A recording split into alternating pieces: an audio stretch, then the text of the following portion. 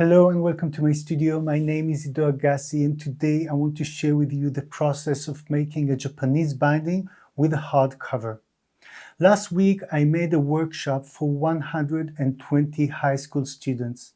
Throughout the year they wrote a biography about a famous person. Each of the works is in a different thickness, so I had to find a solution of binding the same binding, the same size, but in different thickness. So I came up with this idea to simplify the process even for someone that have no experience in bookbinding and also a very limited time, about an hour and a half for every group. Each group was around 15 students and I wanted to show them a very simple process. And I thought this is a great opportunity to share this with you also. So we started the workshop. I already cut the board into size. This is 30.7 because A4 paper is 21.7. And this is 19.5 and this is 1.5. So connected together, it's 21 like the A4 size. And there's going to be a gap for the hinge. I also made a line with a pencil to help them locate paper for putting the glue on it. So we started the workshop with putting one paper underneath the board and one on top exactly on the pencil line. Then put a weight on it so it won't move. We took some glue and from the paper towards the board, we are gluing the board. You need to make sure not to go the other way because then you have glue after the pencil line.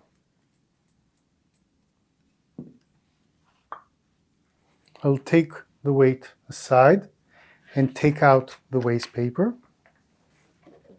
Now I'm going to take a strip of cloth that is wider, around 2 centimeters wider than the board, and I'm going to locate it just up until the pencil mark and connect. I'll take my bone folder and work on it. I'll flip over the binding and now I'm going to put my weight over here.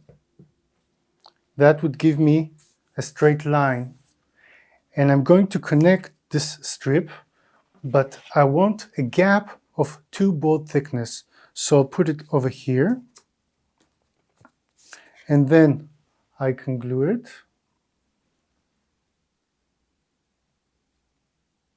What I told the students, if they prefer, they can work on the table and just put the glue like this. Maybe it would be more simple for them to do it like this. Take the waste paper out.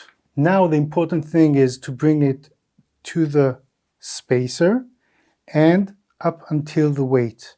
Because if it's going to move, then the binding won't be straight. It looks exactly right. And take out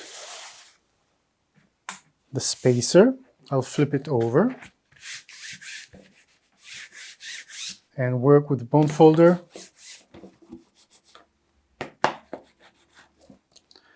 This is the first cut, just to make it even on both sides. And now the cutting goes like this. I'm going to cut from the board and the board thickness. And I'm going to cut this and leave like a small flap here. Let me do it to the other side. From the board thickness, and cut this over here and leave a small flap. What I'm going to do is glue short side and the flap just to cover the corner, short side and the flap, and then the long side. So I'll bring another waste paper.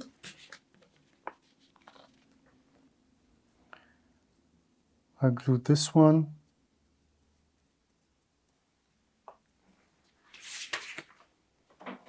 take my bone folder, go inside the gap here, and then cover the corner that it would look nice. Let's do the other side.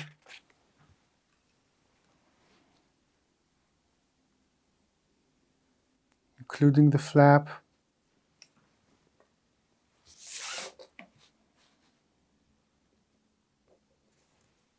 Fold it, insert inside the gap, and then bring the flap inside to cover it nicely. And all I have left to do is glue the long side. Put the paper underneath. You can move this aside now. And I'm gluing everything.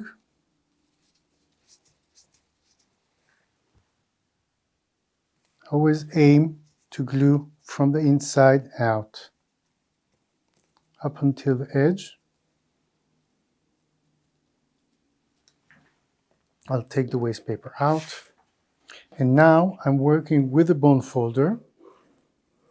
First of all, just the edge, so there won't be air between the board and the cloth. And then I'm going inside the gap on the other side, and then cover the front.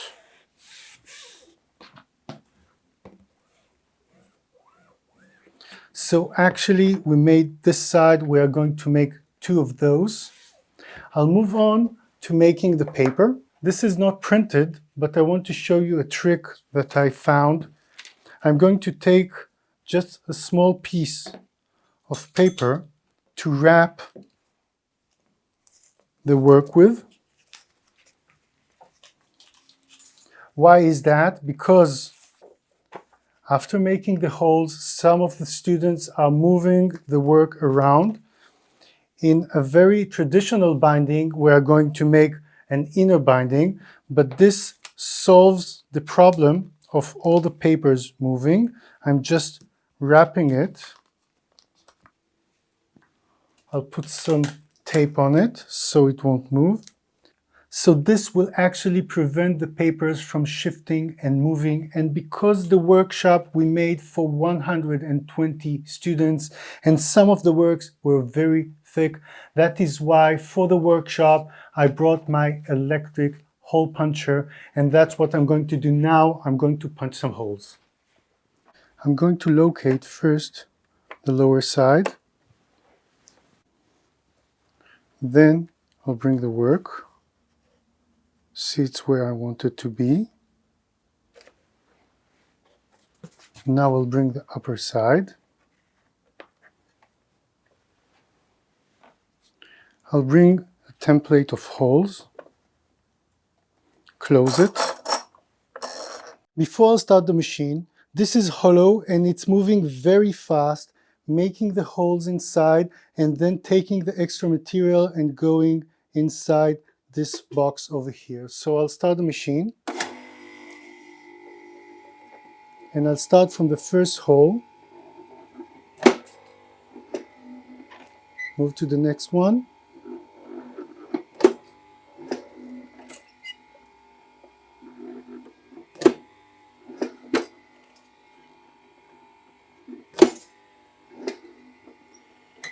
And the last hole. Close it. I love this sound. And now I'll take out and go to sew. So I'll locate the binding at the edge of the table so it will allow me nice movement, and I'll put a weight on it so it won't move. Let's start by preparing the thread. I'm going to take 4 times the length. I'll cut it. I'm using linen thread, but you can also use synthetic thread or cotton thread. But if you're using synthetic thread, just fuse the edge. I'll connect the thread to the hole of the needle. I'll make my needle trick so it won't get loose. And I'm going to start from the second hole from the bottom up. Leave a tail of around 10 centimeters. Go around the spine and back to the same hole. Okay, that's the first stage, and it holds the binding so it won't move. It holds the thread that it won't move. Now I'm going to the third hole, around the spine and back inside the same hole.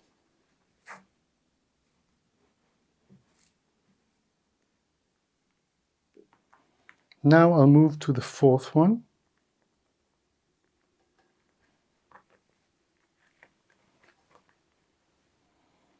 Around the spine and back inside to the last hole here in the corner.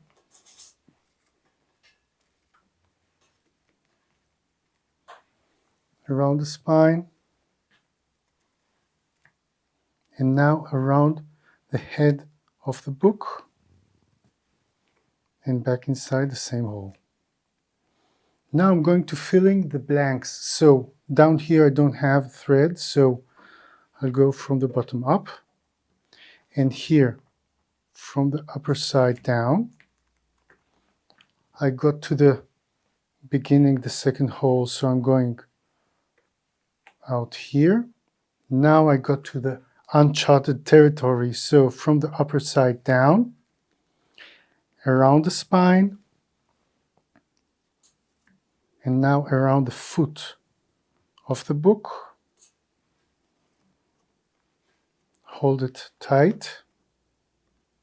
Great. Now don't get confused. I'm moving the weight, flipping over the binding. I'll move and disconnect the beginning. And now I want to make a double knot, but I don't want the knot to move, so I'm going to make an anchor underneath here. That would give me an anchor so it won't move. And now I'm going to make a double knot. So one, this is a simple knot.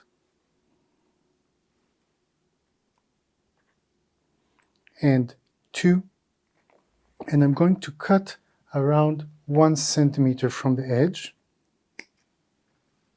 I'll disconnect the needle and I'm going to hide the beginning so nobody will know where we began and where we finished our binding. Let's move the threads so they will look okay. Can manage it a bit so it would look nice. And we are finished. The next thing that I'm going to do is just make a title and draw on it with pencil or with acrylic, because it's going to be bare like this. And the advantage of different thicknesses, but all the works are in the same format. I hope you can implement that in your work. Maybe you need to submit something. This is a great way. What you can also do is cover the entire thing, but I wanted something very simple for them because working with a lot of glue can be a bit messy with so many students. Also, and this is very important, before you print, make sure to allow 3 centimeter margins on the left side, because think of it that 1.5 centimeter is going to be sewn and not going to be open. And then if you allow 3 centimeter margins, then you'll have 1.5 and you can see everything inside. Thank you for watching and for being here. Make sure to subscribe if you're interested in things related to bookbinding and box making, and I'll see you in my next video.